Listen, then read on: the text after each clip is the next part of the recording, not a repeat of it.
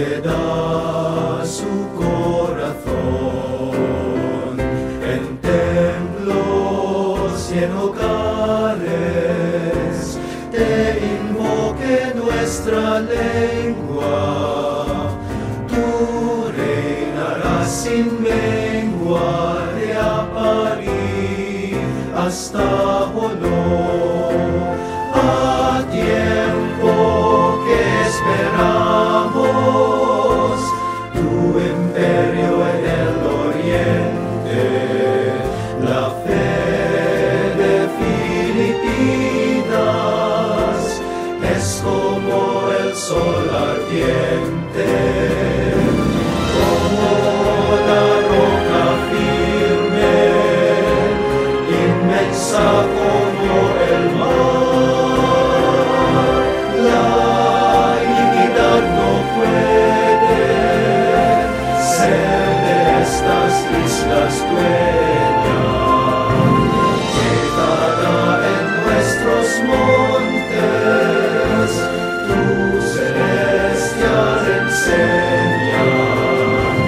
Las puertas del infierno no prevalecerán. No más amor que el tuyo, oh corazón divino, el pueblo filipino te da su corazón en templos y en hogares, te invoque nuestra lengua, tú reinarás sin lengua de París hasta Joló, tú reinarás sin lengua de París hasta Joló.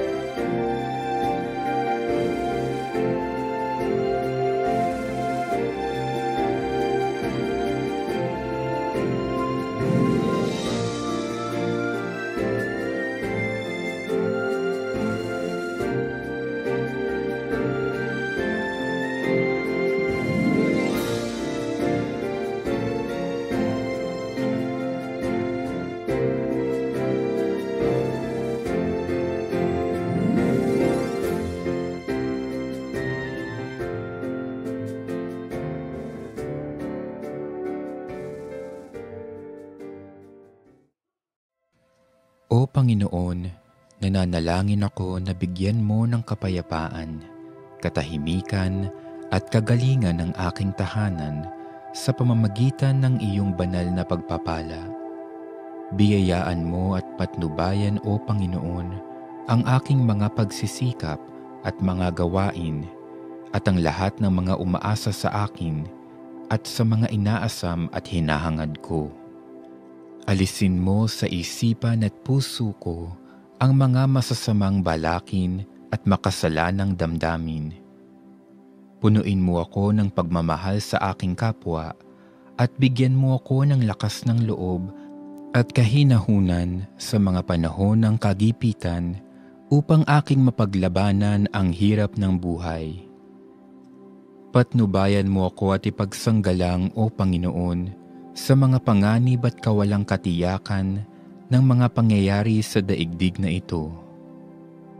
At aking Jesus, huwag mong kalimutan ang aming mga mahal sa buhay na dati-rati ay aming kaisa sa mundong ito, ngunit ngayoy wala na at iniwan kami na nagdurusa.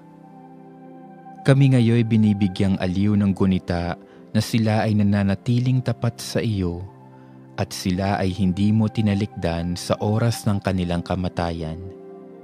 Maawa ka sa kanila, O Panginoon, at dalhin mo sila sa walang hanggang kalawalhatian sa langit. Amen.